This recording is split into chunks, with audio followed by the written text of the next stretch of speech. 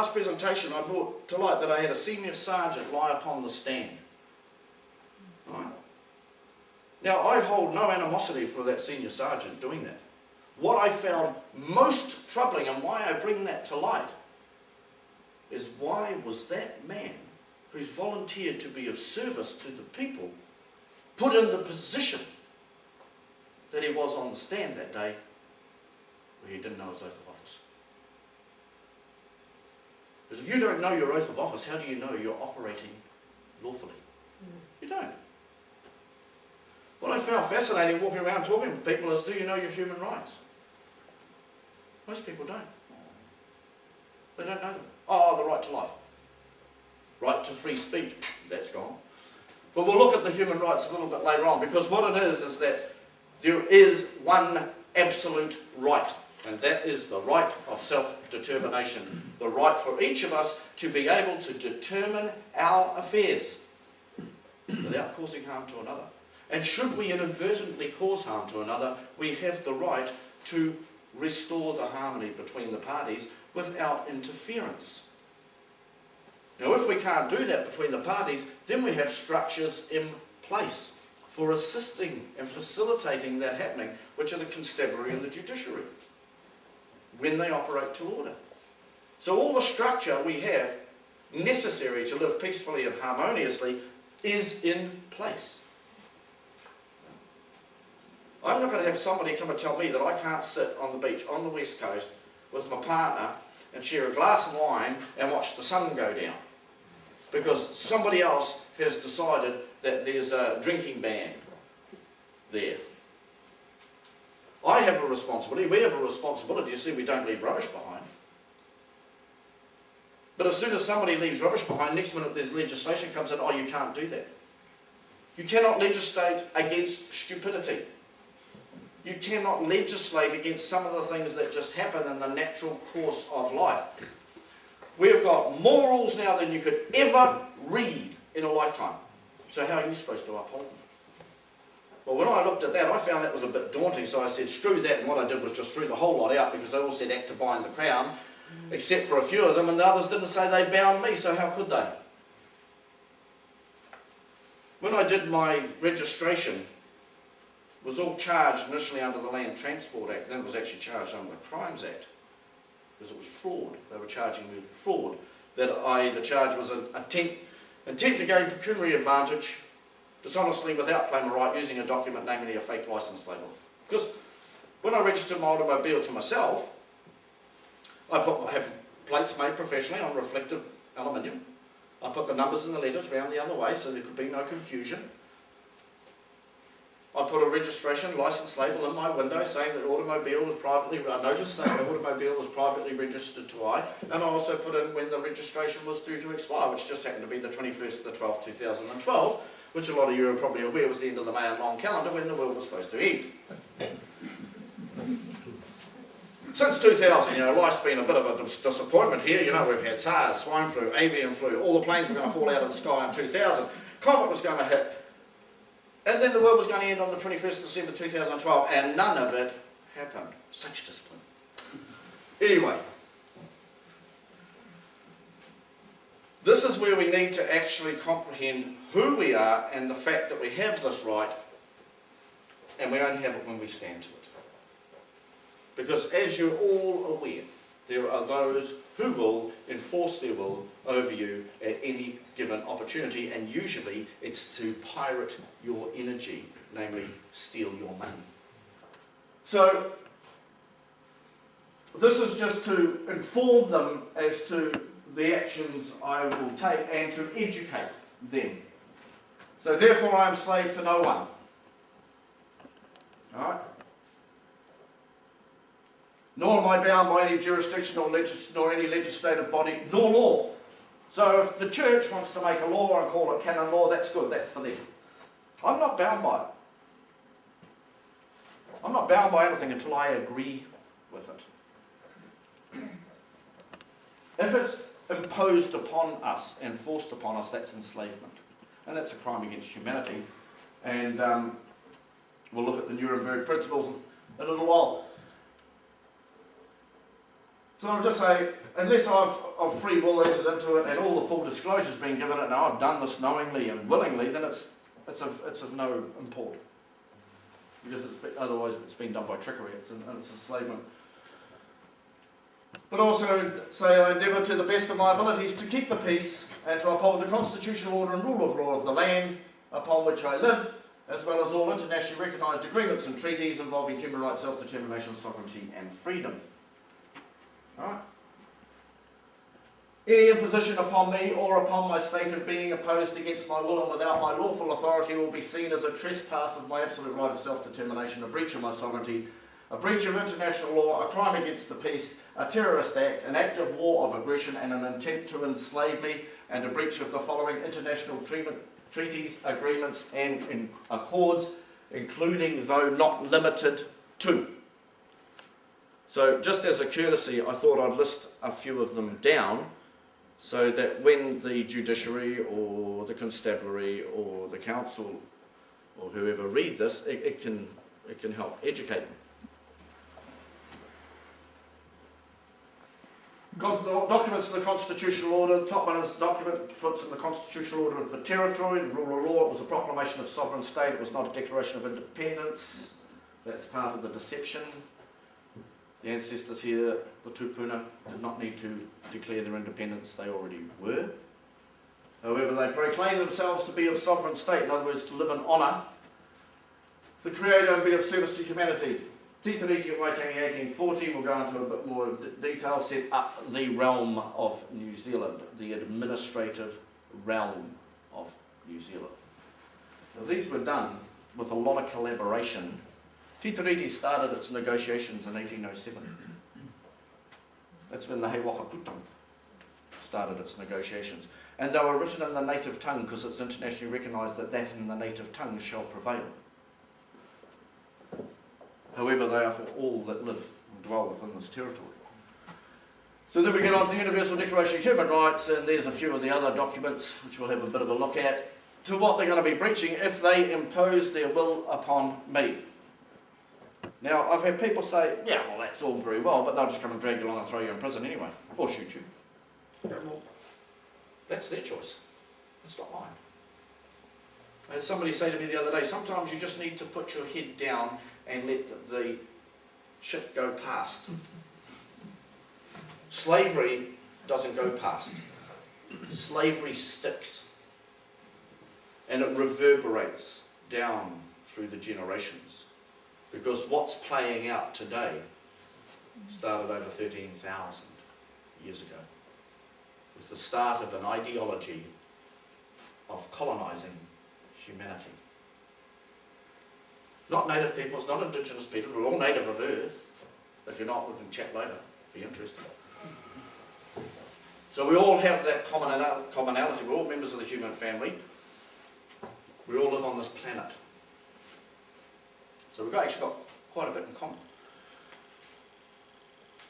So any trespass upon me constitutes a crime under international law. So what's law? Law is agreement of the parties in 1948, the 1948 Universal Declaration of Human Rights, which was ratified by New Zealand in 1948, and in 1976 that became international law. In other words, internationally recognised agreement of the parties.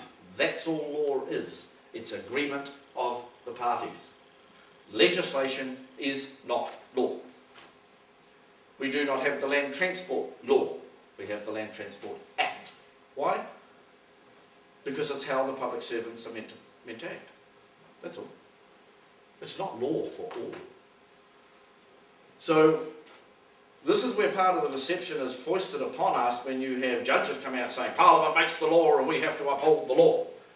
Yeah, well, you want to uphold that one because it suits you right now, but what about all the ones you're not upholding? Because the conflicts even within the legislation, even within any of the legislation, if anybody's actually taken the time to read legislation, which I know does not make for enlightening reading,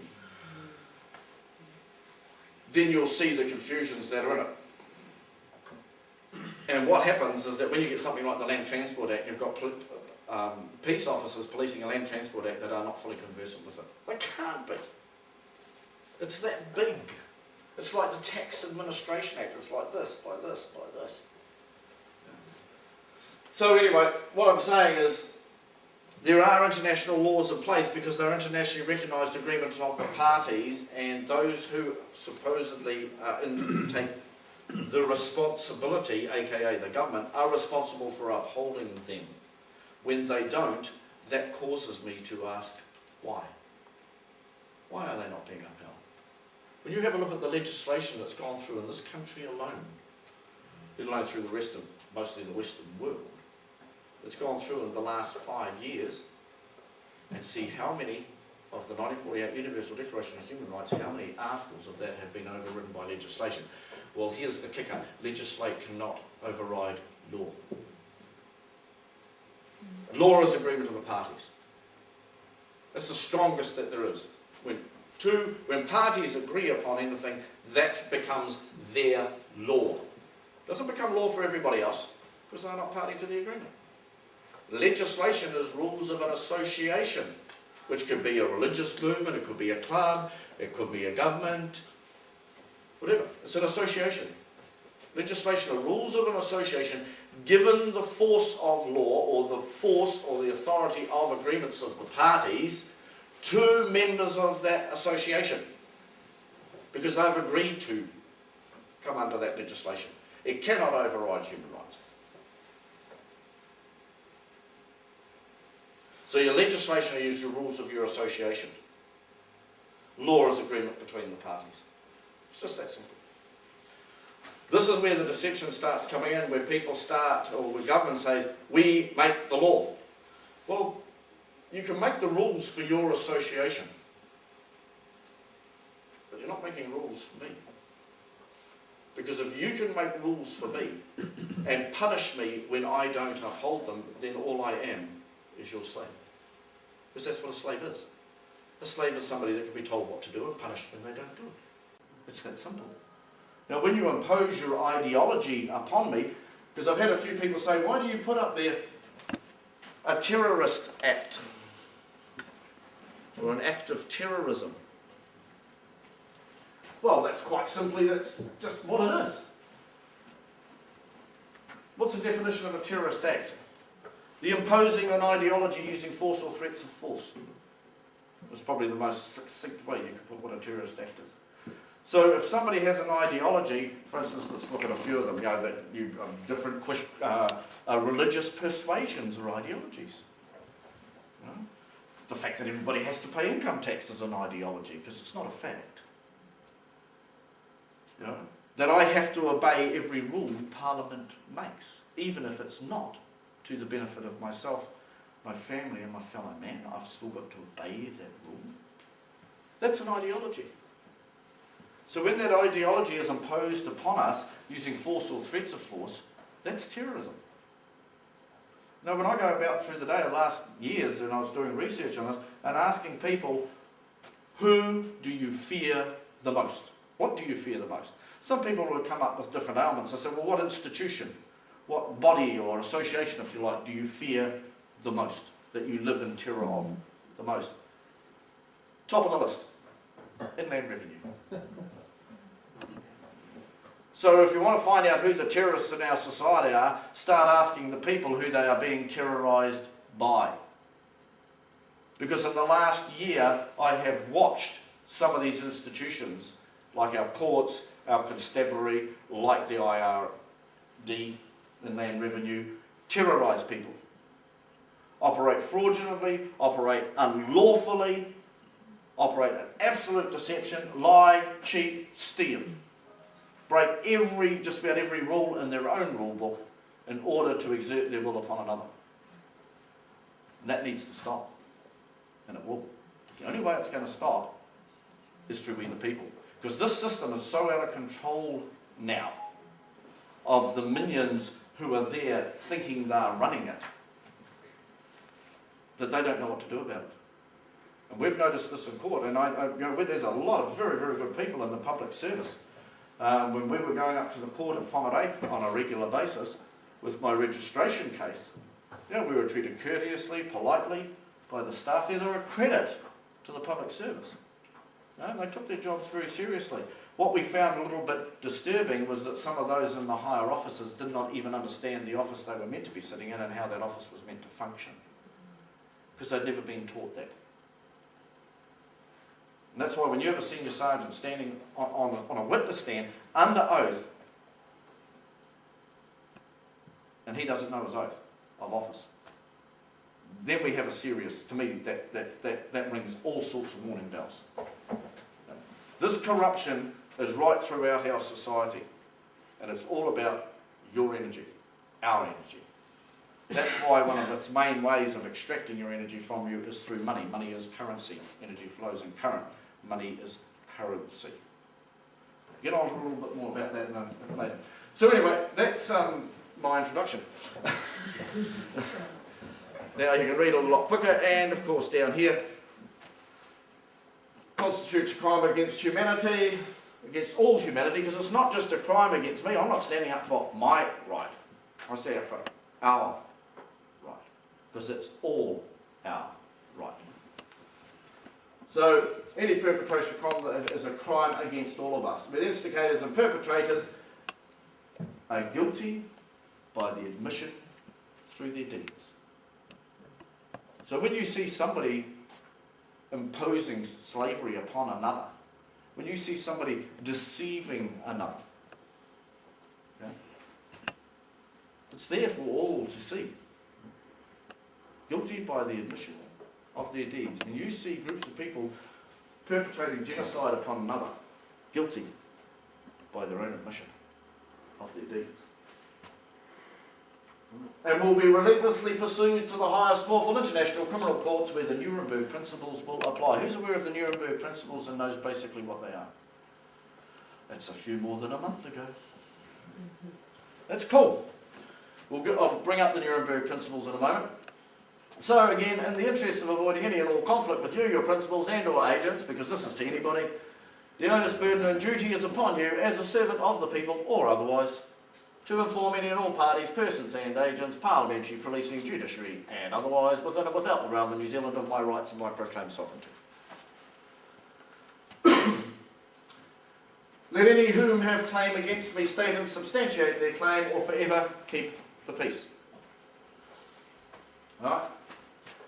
Take notice that until such time that this proclamation is rebutted to an exacting point of law, it prevails in truth and law. So in other words, if somebody can come up and tell me how they own my name, or have a right to my name, or how they own me, whether it be this fictional entity or this living being, until somebody can come up and actually provide the documentation showing that they lawfully have that right, they don't have it. That doesn't mean to say that they won't exercise force upon you, because as we know, they do. But the only reason they can do it is because we, as of yet, do not have enough people standing up going, no, enough. And they've created some beautiful documentation, which we'll go through, that actually gives them the guidelines. The documents like the 48 Universal Declaration of Human Rights, 56 Supplementary Convention on Slavery, et al., do not give you the right of freedom or the right of self-determination. That's a gift from the Creator. What they do is they inform anybody who's not sure that you actually have that right. And the 48 Declaration of Human Rights, when you read it in its entirety, you'll see is a recipe for how to exercise your right of self-determination so as not to cause harm to another. Okay? So, that's the proclamation. Now, I've put these up on Universal Sovereign. So, any communications...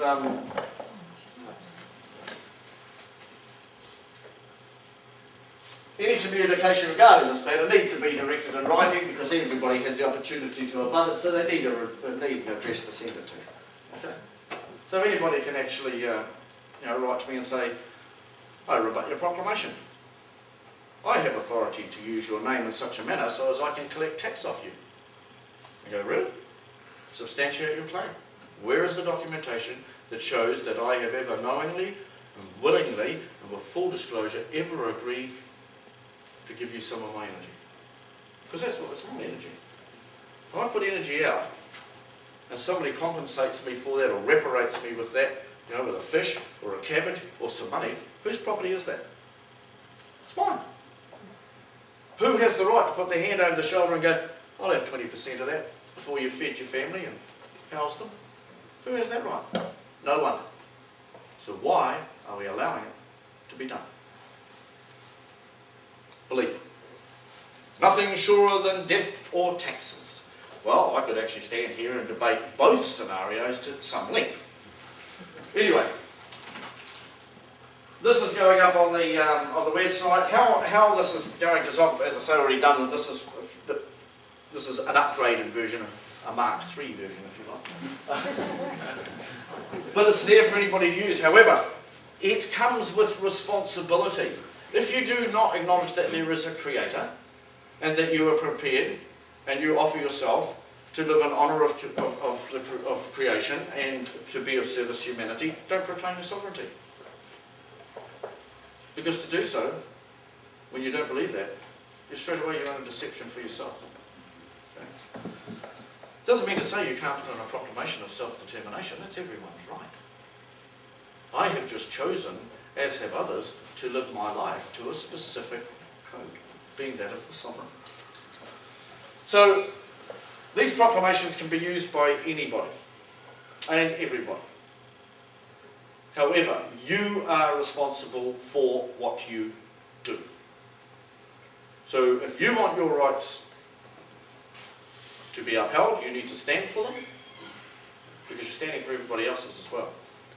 Because that's how this works. Now, Universal Declaration of Human Rights. Who's read this? Good. Who was taught this at school? Well, there you go. That's probably why you don't know it, if you haven't read it. It is being taught to a degree in schools, to quite a variety of ways and means. However, personally, I don't think it's actually being taught that well. Too much focus is put on things like Black American civil rights. Not enough focus is being put on what is this, what does it mean for our children, and what are their responsibilities in upholding it. So it was, again, adopted and proclaimed. The Universal Declaration of Human Rights, as yet unrebutted. Nobody's come forward and said, no, that's not anybody's rights. We're not going to agree to that. There's those who haven't agreed to it, but they didn't grant signatories to it. New Zealand was. Is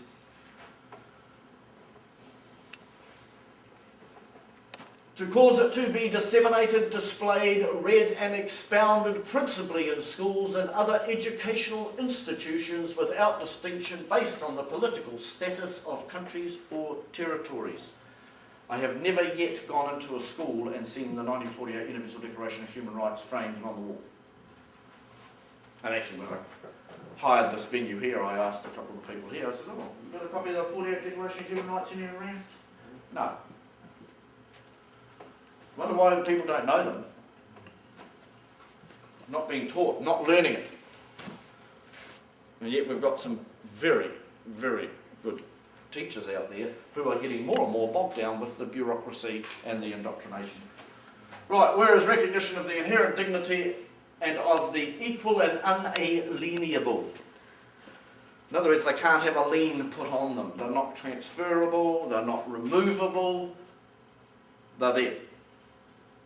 Of all members of the human family as the foundation of freedom, justice and peace in the world. So in the preamble in a document like this, it tells you why this document is coming into being. So, whereas disregard and contempt for human rights have resulted in barbarous acts which have outraged the conscience of mankind, bearing in mind this came out of the orchestrated carnage of the Second World War, which came out of the orchestrated carnage of the First World War. So, where it is essential, if man is not to be compelled to have recourse as a last resort to rebellion. You know, there's mutterings of this going around. You know, we need a revolution. No, you don't. No. We can certainly do with an evolution, for a start. And that's what's actually happening now, whether you're aware of it or not, as humanity is going through this massive state of evolution. The question that the individual needs to actually ask themselves is, which side of the gate are they on? And will they be on when it closes? So, our ancestors actually saw the potential of what was happening through their journeys around the world and with the knowledge they had, and they actually put a constitutional order and documentation in place for us to use, so that we would not end up in the situation which is happening in a lot of countries around the world, where you've got armed aggression. You've got people dying through an orchestrated campaign of genocide. That's all it is. That's what it is. That's dressed up in all sorts of propaganda and window dressing to make most people believe it's something else. But you can dress a pirate and a slaver in a suit and tie. They're still a slaver and a pirate. And you can dress piracy and slavery up in legislation, but it's still piracy and slavery. Because it's by the actions do you see it for what it is. So this was put together so that we wouldn't end up in a situation which we could, as a last resort to rebellion against tyranny and oppression. That's what we live in. We're living in an oppressed society. We all are, irrespective of our genealogy, where we come from. We're all living under an oppression because we're told what to do, and if we don't do it, we're punished. Welcome to the real world. Okay. So this is why this document came into being. Now, I'm not going to go through every article in it. I'm just going to put out a few interesting ones. So all human beings are born free and equal in dignity and rights. So how can you be enslaved by your birth certificate if you're born free? It's a deception. It's bullshit. They stole your name and they're trading on it. You know? They're parasiting your energy through doing it. They are endowed with reason and conscience and should act towards one another in a spirit of brotherhood. Okay? Generic term, the brotherhood. Well, everyone is entitled to all rights and freedoms set forth in this declaration without distinction of any kind. And there are some of the distinctions. Furthermore, now this is an interesting here. Furthermore, no distinction shall be made on the basis of the political, jurisdictional, or international status of the country or territory to which one belongs, whether it be independent, trust, non-self-governing, or under any other limitation of sovereignty, because sovereignty has limitations because it's a code of conduct. If sovereignty was, as it says in some of the later dictionaries, absolute authority, then it wouldn't have limitations. You could do whatever you damn well please. But it's actually, it binds you to a code of living on the river. So when I said, put in a motion to dismiss in court on my registration case, and part of that motion was the 1948, various sections, articles in the 1948 Universal Declaration of Human Rights that were relevant, I was told the motion to dismiss was denied when I asked both judges, what about the human rights aspect? I was told that it was inadmissible in court. And I asked, are you saying I do not have any rights, sir? They said, no, you have human rights. They're just not admissible in this court. And I asked why. I said, why is that, sir? And he said, because you're in statute jurisdiction. So I actually referred both of them to this document, which was in front of them, because I had put it there, where it said that you could not create a jurisdiction to override my rights. It's very clear. Both judges said exactly the same thing, used exactly the same words. Moving right along. Oh, well, there's straight away they're stepping into the potential now of International Criminal Court for enslavement. However, a lot of these people think that they have immunity.